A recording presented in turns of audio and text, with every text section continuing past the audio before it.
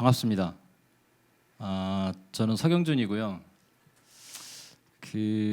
가계부채 상담사예요. 생소하시죠? 질병이 난무하면 의사가 필요한데 빚 때문에 그렇게 수년을, 십수년을 고생을 했지만 의사가 없어요.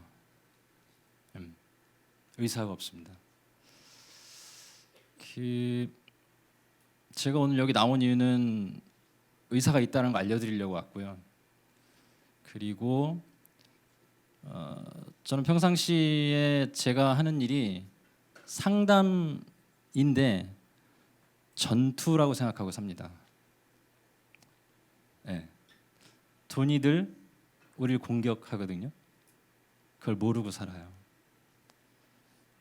제가 긴장을 되게 많이 한 이유는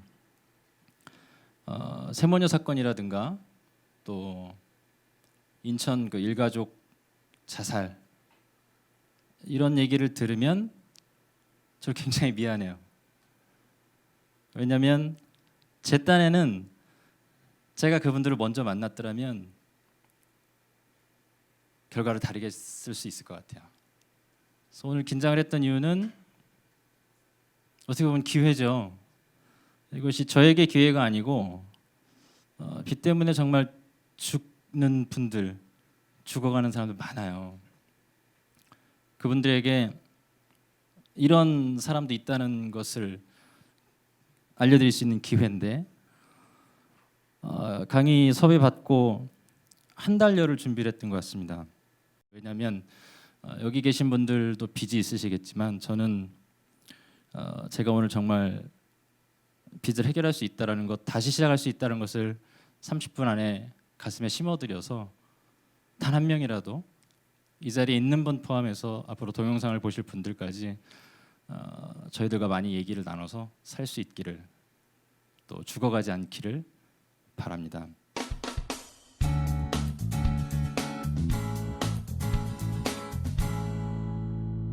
여러분, 돈은요, 아까 윤정수 씨 회생을 해서 살아났다 이렇게 설명했지 않습니까? 저는 그렇게 생각하지 않습니다. 그것도 돈 때문에 죽은 사람에게, 죽으려 하는 사람에게 내리는 해석, 그리고 살아난 사람에게 내리는 해석도 제가 볼 때는 잘못된 구석이 있어요. 회생이란 것을 이용했기 때문에 살아나신 게 아니고요. 그분에겐 활력과 생기가 유지되고 있었습니다. 이데올로기입니다. 이데올로기. 이데아라는 용어는 아시죠? 현실을 바라볼 때 이상적으로 보게 하는 거지 않습니까? 이데올로기는 현실을 바라볼 때 현실적인 해석을 하게 하는 거고요. 현실적인 해석이라는 건 이해관계를 반영을 합니다. 그래서 돈을 공급하는 사람의 시각과 우리 같이 돈을 받아서 쓰는 사람의 시각이 다르죠. 현실의 이해관계를 반영하다 보니까 그 이데올로기를 만든 자에게는 유리해요.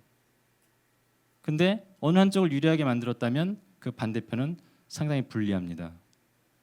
돈은 사람들에게 유리한 이데올로기를 만들었을까요? 돈 자신에게 유리한 이데올로기를 만들었을까요? 우리가 만일 돈의 이데올로기에 빠져 산다는 것을 내가 자각을 못하면 늘 이용당하겠죠. 그래서 이데올로기를 만들어낸 쪽은 거기에 포장을 합니다. 공익으로. 이것이 세상을 위한 것이야. 이것이 너를 위해서 반드시 필요해. 이것이 너를 성장하게 만들고 행복하게 해줄 거야. 그게 돈의 이데올로기였습니다. 근데 만약 이것이 맞았다면 돈이 이렇게 흘러넘치는 세상을 제가 수십 년을 살아왔는데 왜 돈은 커지고 사람은 불행에 빠졌을까요? 이런 이데올로기에 빠져 있으면요, 이데올로기에 접근하려고 하면 그 이데올로기를 추앙하는 세력들은 이데올로기를 가립니다. 못 보게 만듭니다. 그리고 그 이데올로기 안에서 나에게 맞지 않은 논리이기 때문에 힘들죠. 돈의 이데올로기 안에서 사람은 힘듭니다. 그런데도 사람은 살고자 하기 때문에 계속 살다 보면 잘 안 되거든요. 그럼 자기가 무능한 건가? 이런 생각에 빠집니다. 그래서 아무리 일해도 안 되니까 내가 나약해서 이 모양이 됐다라면 내 탓을 하면 되는데 열심히 살았음에도 결과가 좋아지지 않으니까 결국 자기 탓을 하는 거죠. 그래서 우리는 돈의 이데올로기가 있다, 이것을 좀 인정을 해야 될 것 같아요. 여러분, 새는 하늘에서 날아야죠. 맹수는 사냥을 해야죠. 그걸 하지 않으면 자기가 맹수인지 자유롭게 날 수 있는 새인지 까먹지 않겠습니까? 돈은 여러분들이 자유하길 바랄까요? 늘 빠듯하게 살길 바랄까요? 네. 여러분들이 똑똑하고 돈에 대해서 모든 것을 알고 있으면 돈 여러분들이 이용할 수 있겠습니까? 그래서 늘 빠듯하게 합니다. 네. 늘 턱 밑까지 숨이 차오르게 하고요. 그 위에 것만 맛을 보게 합니다. 맛있지? 더 먹을래? 그런 식입니다. 그래서 이 이데올로기 안에 갇혀 있으면 자신의 작동 원리를 잊어요. 다시 시작하고 싶은데 좀 돈의 논리 말고 내 거를 가지고 살고 싶고 빚에 빠져 더 이상 괴롭지 않고 좀 행복하고 싶은데 못 나오지 않습니까? 그건 내 작동 원리를 잊었기 때문입니다. 돈이란 이데올로기는요, 인간으로서의 작동 원리를 잊어버리게 하더라고요. 그래서 빚에 빠져나가기 원한다면 대부분 돈을 많이 벌기 원하거든요. 아니더라는 거죠. 또 채무조정제도를 이용하려고 하세요. 물론 이용해야 합니다. 근데 진짜 돈에서 빠져나오고 다시는 돈의 이데올로기에 괴롭힘을 당하지 않으려면 사실은 나 작동법을 알아야 됩니다.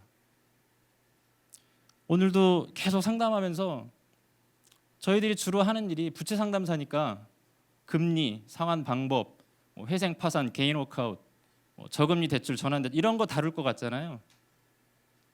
그것을 다루는 것은 일부고요. 대부분 그분이 갖고 있는 갈등, 이데올로기 안에 갇혀 있기 때문에 그 프레임 안에서 내 걸 찾지 못하는 그 부조화, 그거를 재인식시키는 상담이 대부분이에요.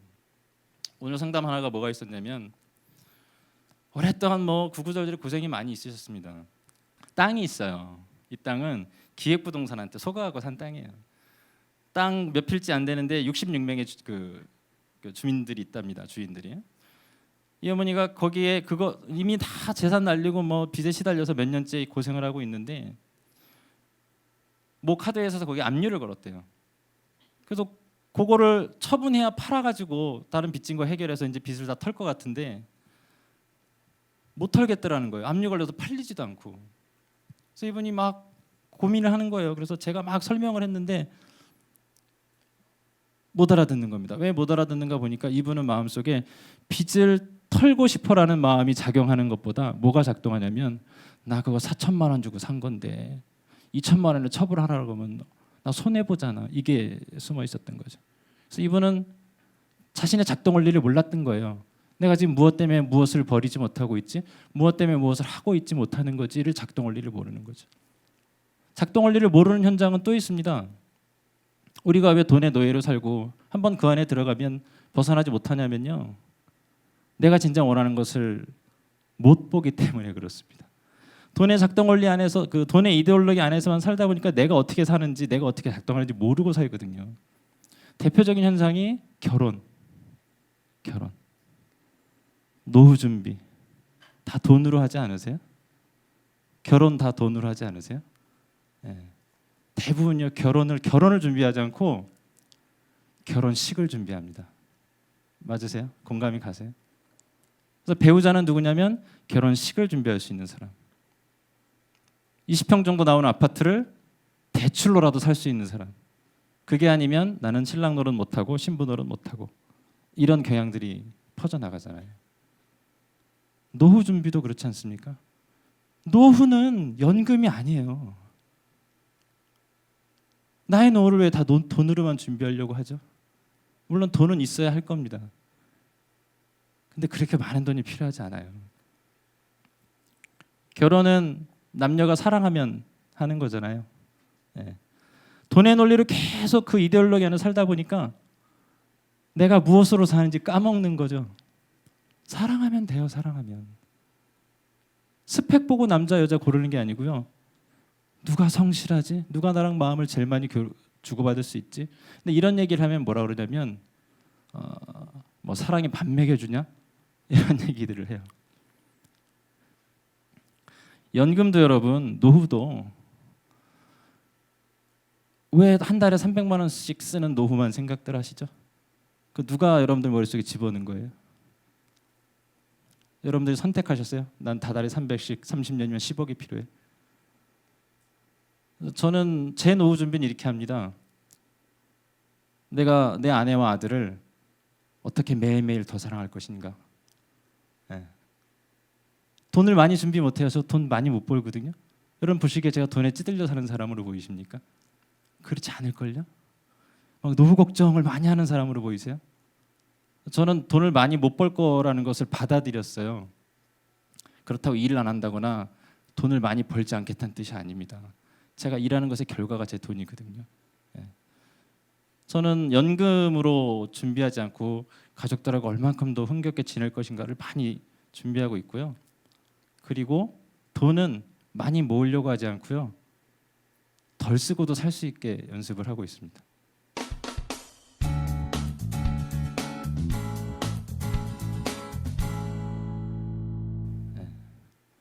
이 이데올로기 세 가지가 있어요. 돈 이데올로기, 또 금융 이데올로기, 신용 이데올로기. 이 안에 우리 갇혀 살아요. 돈 벌어야 해. 안 벌면 업신여긴 당하는 거야. 부모로 살 수 있는 최고의 역할은 돈 벌어주는 거야. 그래서 엄마가 아빠가 내 자식 아장아장 걷고 크는 거 못 보고 해 뜨기 전에 나가서 아예 잠자는 거 보러 들어오고 그렇게 사니 이 힘이 나겠습니까? 우리가 정말 돈에서 벗어나려면 돈이 앗아간 것들을 찾아서 거기에 다가가야 할 것 같아요. 그게 돈 이데올로기고요. 금융 이데올로기. 여러분들이 왜 빚지고 사는지 아세요? 빚으로 굴러가는 세상이거든요. 자본주의라고만 배웠어요. 많이 벌어라, 많이 모아야 한다. 근데 이 세상은 과잉 생산이라는 개념이 있습니다. 과잉 생산은 여러분들이 번 것보다 비싼 걸 많이 만들어내요. 그래서 나한테 있는 것보다 더 비싼 걸, 내가 가진 것보다 비싼 걸 사줘야 되니까 막 욕심을 조장해야 되죠. 그렇죠? 그래서 여러분 홈쇼핑 5분만 보고 있으면 무슨 일이 벌어지죠? 나는 전혀 그거 없이도 살고 있는데 저게 있으면 나는 더 행복할 것 같고 너무 좋을 것 같고 그런 세상에 사는 거죠. 그래서 그걸 살려면 실제로 내 소득 갖고 못 사니까 누가 빌려줘야 되잖아요. 여러분 금융 이데올로기의 그 금융의 뜻은 우리는 저축 재테크 이렇게 생각하지 않습니까? 아니에요. 사전 찾아보세요. 나중에 원금 반환과 이자를 받아낼 목적으로 돈을 돌리는 행위가 금융입니다. 그래서 금융은 여러분들이 계속 뭔가를 살 수 있게 빌려주는 역할을 하죠. 틀린 것 같으세요? 여러분 광고를 좀 봐보세요. 광고에 저축하라는 얘기가 많습니까? 물건 사라는 얘기가 많습니까? 그렇죠. 또 광고에 저축하라는 얘기가 많습니까? 돈 빌려가라는 얘기가 많습니까? 딱 나오죠 답이. 그런 세상에 살아요. 그래서 우리는 내 안에 있는 것을 충족하는 방법을 소비로만 배우거든요. 인간은 퇴보했어요. 여러분 사랑하는 사람한테 사랑 고백할 때 물질 없이 할 수 있으세요? 부모가 자녀에게 사랑을 전할 때 선물 없이 할 수 있으세요? 잘 못하지 않으세요?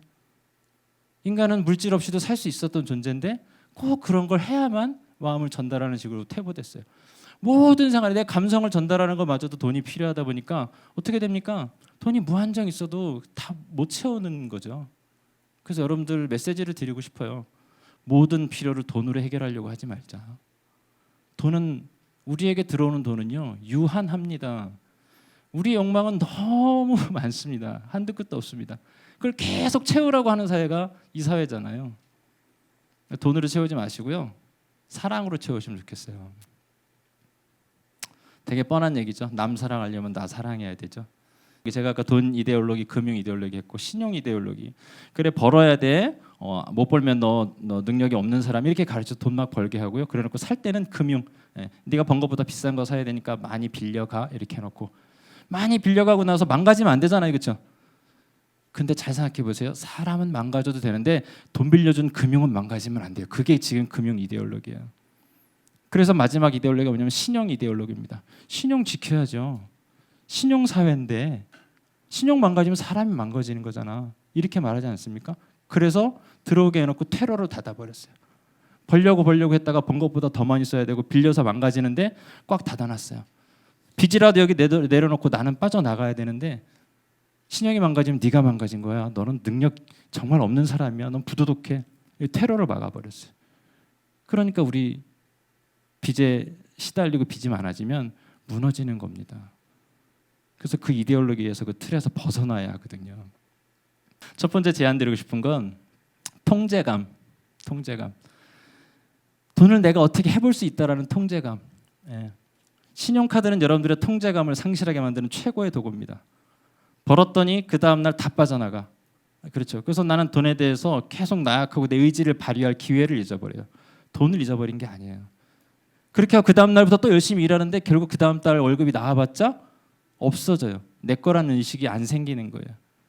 그것이 반복되면 내가 벌어들이는 그 월급은 가치가 없는 것이고 내 직업은 가치가 없고 그게 수년을 반복하면 난 능력이 없구나. 그래서 아까 제가 서두에 말씀드린 것처럼 이데올로기에 갇혀서 나 작동법을 까먹습니다. 그리고 두 번째 권하고 싶은 건 여러분, 나 작동법을 잘할 수 있는 방법은 좀 소비로부터 멀리 사시는 거예요. 소비로부터.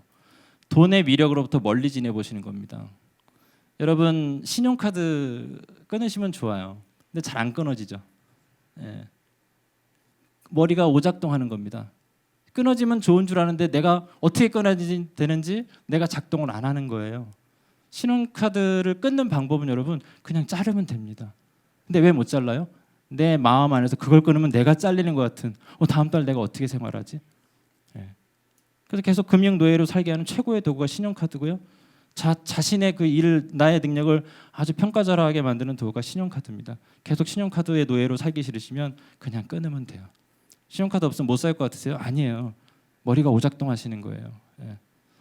만약에 여러분 생각해 보세요. 오늘 이 자리 나가면서 신용카드가 탁 없어져 버렸다고 생각해 보세요. 여러분 내일 안 사실 건가요?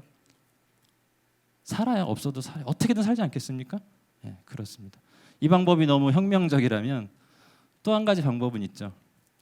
내가 카드 한 달 사용량이 300만 원이면 30만 원씩 10달 모으세요. 3만 원씩 100개월, 100달을 모으세요. 그럼 없어져요. 너무 지루한가요? 너무 오래 걸리나요? 네. 그럼 이렇게 안 하고는 신용카드 어떻게 끊을 수 있을까요? 신용카드의 노예로 계속 사는 것과 하루에 한 끼를 먹더라도 언젠가 끊어내는 것 중 어느 쪽이 우리한테 유리한 걸까요? 네. 그리고 또 하나는 밑바닥 생활을 추천합니다. 네, 밑바닥 생활. 이쯤 돼서 제 얘기를 좀 하죠. 제가 가계부채 상담사가 될 수 있었던 건 제 나름대로의 약간의 고생, 그리고 돈을 그래서 제가 이렇게 내 뜻대로 쓰기도 하고 안 쓰기도 했던 그 통제감, 그것 때문에 돈은 이길 수 있어라는 명제를 갖게 된 것 같아요.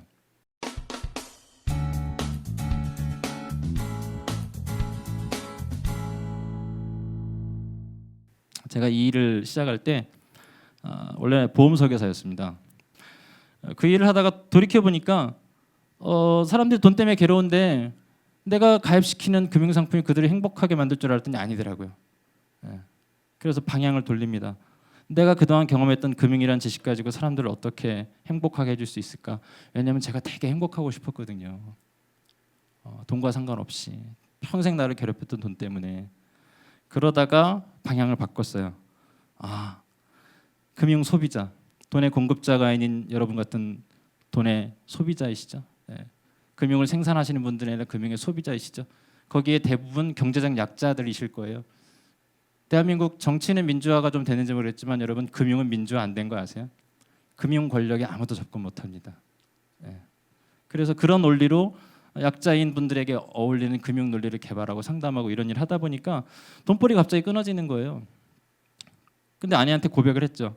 여보, 내가 이걸 해야 되겠는데 돈벌이는 안 돼. 근데 난 너무 이거 하고 싶다. 내가 다 긁어 모아 보니까 한 6개월은 먹고 살 수 있을 것 같으니까 이걸로 좀 어떻게 좀 버텨줘. 근데 고맙게도 저희 아내가 그래 오빠 그러더라고요. 근데 당장에 그때 보니까 한 달에 120만 원 돈 있어야 수도 전기 안 끊기고 그냥 살겠더라고요.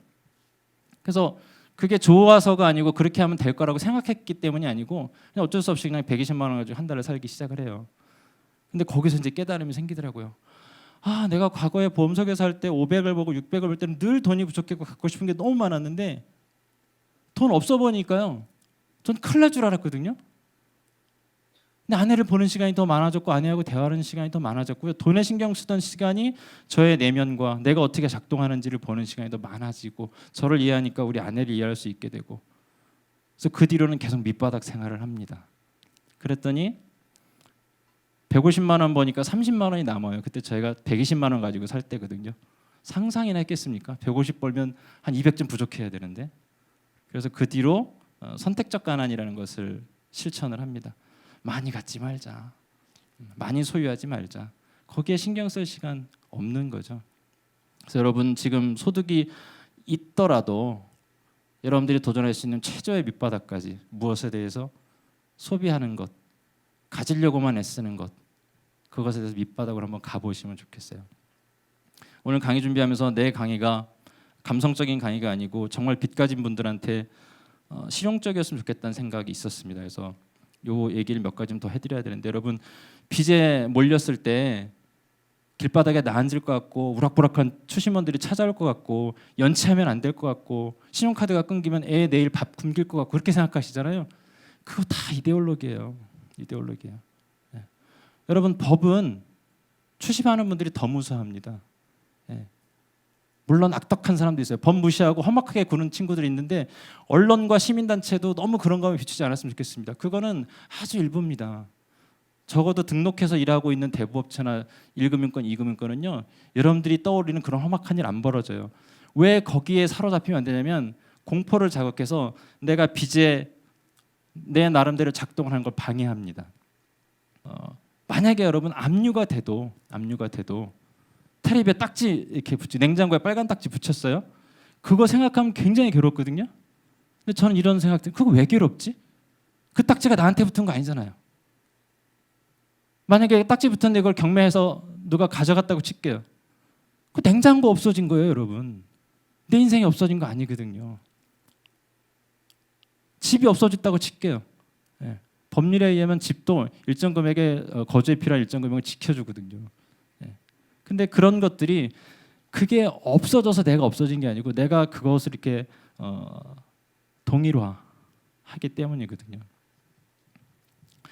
그래서 여러분 빚 때문에 죽을 필요가 없습니다. 알고만 나면 얼마든지 빠져나갈 방법이 있어요. 그 방법들은 저희 같은 가계부채 문제의 전문가들에게 맡기시면 되고요. 정말 빚에서 다시 시작하고 싶다면 여러분들의 작동 원리를 깨달으면 됩니다. 쉽게 말하면 나는 언제 삶의 즐거움을 느끼지? 나는 무엇을 즐거워하지? 나는 언제 회복이 되지? 나는 누구와 얘기하면 힘이 나지? 난 무엇을 하면 저조해지지? 그런 것을 아는 거죠. 여러분들 정말 빚에서 빠져나오고 싶으시다면 두 가지를 다 빠져나오게 해야 됩니다. 윤정수 씨가 한 것처럼 숫자로서의 돈과 사람으로서의 돈이 있습니다. 예. 그래서 정말 빚이 여러분들을 괴롭힌다면 분리하세요. 여러분들 신용이 망가진 거는요. 돈 빌릴 수 있는 기능이 망가진 것뿐입니다. 빌리지 않고 살 준비를 하면 신용 전혀 필요 없습니다. 여러분들이 빚더미 올라앉아서 신용 불량자가 되고 연체자가 되더라도요. 당신이 무너진 거 아니에요. 빚만 무너진 겁니다. 돈만 무너진 겁니다. 그리고 빚에 빠지면요. 모든 것들이 다 힘들어집니다. 예. 두뇌가 오작동을 하기 시작합니다. 이거는 이제 미국의 학자들이 밝혀낸 얘기인데 돈에 너무 오랫동안 고생을 하면요. 그 고생 자체가 돈의 이데올로기에 젖어 있는 거잖아요. 근데 작동 원리를 까먹은 거잖아요. 그래서 두뇌가 적어도 돈에 대한 함정 이성이 작동이 안 되는 상태에 빠진답니다. 그래서 지금 여러분들 혹시 돈 때문에 했던 것도 하고 계속 반복하고 있다면 혼자 하지 마세요. 질병은 환자가 고치는 겁니까? 의사가 고치는 겁니까? 예. 여러분 혼자 해서 특히 빚 많은 분들 이건 내가 만든 거니까 나 혼자 어떻게 해야지라고 생각하지 마세요. 그게 여러분들을 그 안에 가둬두고 못 나오게 하려고 했던 그 신용 이데올로기의 작동인 거예요. 혼자 하려고 하지 마세요. 여러분 혼자 할 수 있었으면 지금까지 이런 상황 안 나왔을 거란 말입니다. 예, 전문가를 찾으시면 됩니다. 부채 상담 하겠다라는 분들이 몇몇 있는데요. 기왕이면 돈도 치유하고 사람도 치유할 수 있는 그런 분들 만나셨으면 좋겠어요. 그리고 또 한 가지는 정말 어려움이 닥쳤을 때 그 수많은 것들을 다 해야 되니까 너무 복잡하니까 나는 못할 거야 이렇게 생각하거든요. 그 상태가 돈에 지는 상태입니다. 그래서 여러분 큰 부자 되고 싶으면 당장 이번 달에 5만 원부터 남겨보세요. 큰 빚을 해결하고 싶으시면 당장 이달에 생활비에서 10,000원이라도 남겨보는 거죠. 도저히 빚은 해결 못하겠다? 그러면 이거 신경 쓰지 마세요. 못하는 것에 계속 매달리면 나만 힘듭니다. 정말 빚에서 벗어나시려면 내가 어떻게 하면 생기가 살아날까? 때론 필요하면 여러분 빚 갚지 마세요. 빚은 항상 갚아야 합니까? 내가 만든 거니까 갚는 것이 맞다고 할 수 있지만 이런 상황에서는 아이 병원 갈 돈도 없는데 먹을 돈도 없는데 그런데도 빚 갚아야 돼요? 오히려 정말 빚을 갚게 하려면 이 사람이 살아나야 되는 거 아닙니까? 그래서 과다채무자 본인도 여러분 그렇게 수고하셨으면 다 하셨어요. 이제 너무 애쓰지 마세요. 그만하세요. 이제 당신의 생기를 살릴 수 있는 것을 선택을 하십시오. 그리고 할 수 있는 것만 하세요.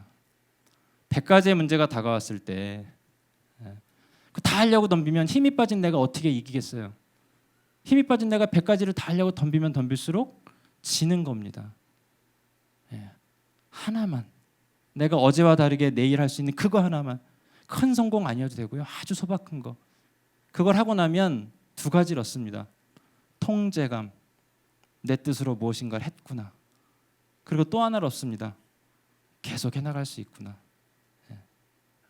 그래서 이 자리에 정말 빚 때문에 어려움에 처한 분들이 얼마나 계신지 모르겠지만 여러분 앞으로 돈의 이데올로기에 사로잡히지 않고 나의 작동 원리를 찾으시는 분들 되시면 좋겠고요. 그것을 위해서 여러분 가족들과 얘기 많이 나누시고 돈 벌려고 하지 말고 가족의 감성을 읽으려고 하시고 자기 자신이 어떻게 움직이는 깨달으려고 하는 그런 시간들을 가져주시면 좋겠습니다. 네, 고맙습니다.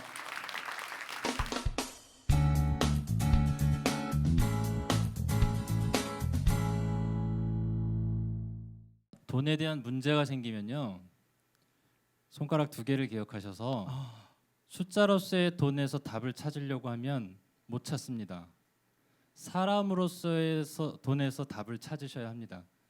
보험을 무엇을 유지할 건가 깰까를 생각하기 전에 내가 이것을 가지고 어떤 욕망을 채우려고 하는 건가를 좀 생각을 하셔야 돼요.